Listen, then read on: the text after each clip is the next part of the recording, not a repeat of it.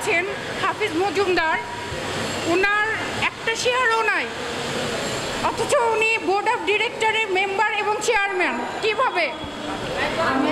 Court থেকে ফিদা কামালকে নিয়োগ দেওয়া হয়েছিল সুষ্ঠু তদন্ত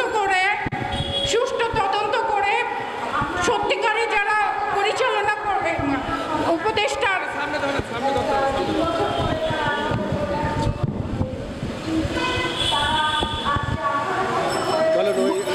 একটি পরিবার থেকে কয়জন বর্তমানে যারা পরিচালনা পরিষদের মেম্বার আছে আমাদের, তাদের কাছে কোশ্চেন, একই পরিবারের কয়জন মেম্বার হতে পারে? বাবা, মা, মেয়ে, ছেলে সবাই তারা বোর্ড অফ মেম্বারের আছেন। কিভাবে সম্ভব সেটা?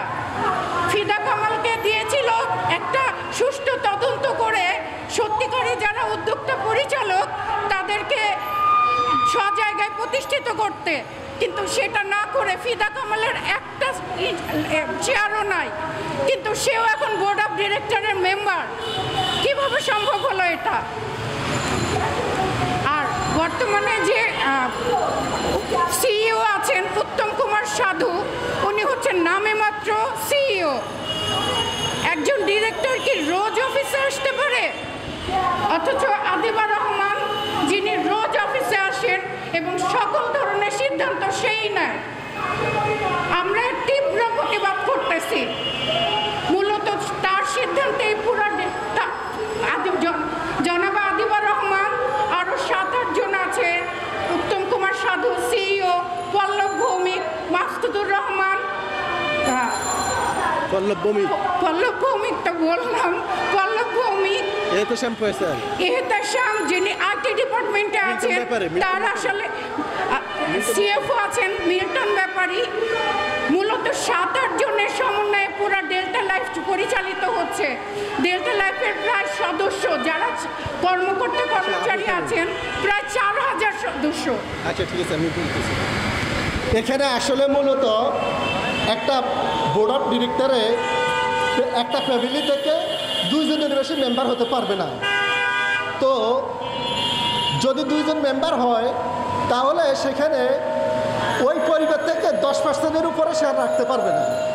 কিন্তু আমরা এটা দেখছি যে তাদের 22%-এর উপরে শেয়ার ধরে রাখছে, এবং একই ফ্যামিলিতে 6 থেকে 7 জন সবাই সিরিয়ালে, বাবা চেয়ারম্যান, মা পরিচালক, মেয়ে সিইও, ভাই পরিচালক।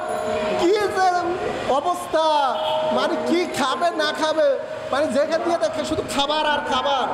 আমরা অতি দুঃখের সাথে জানাচ্ছি ইন্স্যুরেন্স পলিসি অনুযায়ী ডেল্টা লাইফের পরিচালনা পরিষদের বোর্ড গঠন করা হোক, কারণ এখানে একই পরিবার থেকে এইভাবে কোনো নিয়ম নেই, আমরা দেখি না। তাহলে এই দেখার দায়িত্ব হলো ইদ্রা, এই দেখাটার দায়িত্ব হলো সিকিউরিটি এক্সচেঞ্জের, এই দেখাটার দায়িত্ব হলো অর্থ মন্ত্রণালয়ে। তিনারা কি দেখেন না যে একই পরিবার থেকে 5-6 জন পরিচালক, যেখানে ইন্স্যুরেন্স পলিসিতে আছে একই পরিবার থেকে 2 জন হবে, 10%-এর মধ্যে শেয়ার থাকতে হবে। তাহলে তারা এতগুলো কিভাবে ধরে রাখছে, কিভাবে তাদের এখানে তাদের প্রমাণ খাটাচ্ছে? এমপ্লয়েরা কথা বলতে পারছে না, এমপ্লয়ীদের মুখের মধ্যে তারা স্টাফলিং মেরে রাখতে চাইতেছে।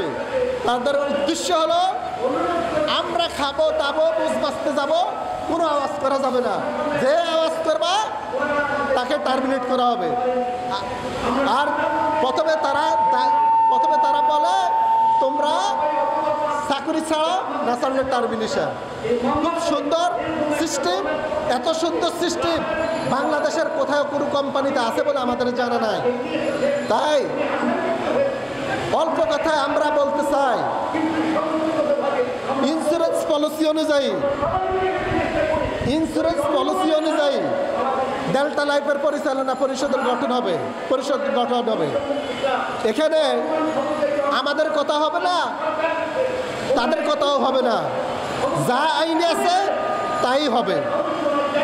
আমরা মাননীয় প্রধান উপদেষ্টা ডক্টর মোহাম্মদ ইউনূস স্যারের কাছে আবেদন জানাচ্ছি যে এই পরিবার কেন্দ্রিক বোর্ডকে আপনি অনতিবিলম্বে বন্ধ করে দেন। দেখেন তারা কিভাবে লুটপাট করতেছে পরিবার কেন্দ্রিক হওয়ার কারণে। একই পরিবার থেকে যদি দুজন বোর্ডে থাকতো, আইন অনুযায়ী 10% শেয়ার থাকতো, তাহলে তো তারা এরকম লুটপাট করতে পারতো না। ডেল্টা লাইফ থেকে তারা যেই পরিমাণ একক আধিপত্য বিস্তার করে টাকা দিয়ে যাচ্ছে, বলার কেউ নাই, জানার কেউ নাই, শোনারও কেউ নাই, যে বলবে সেই শেষ।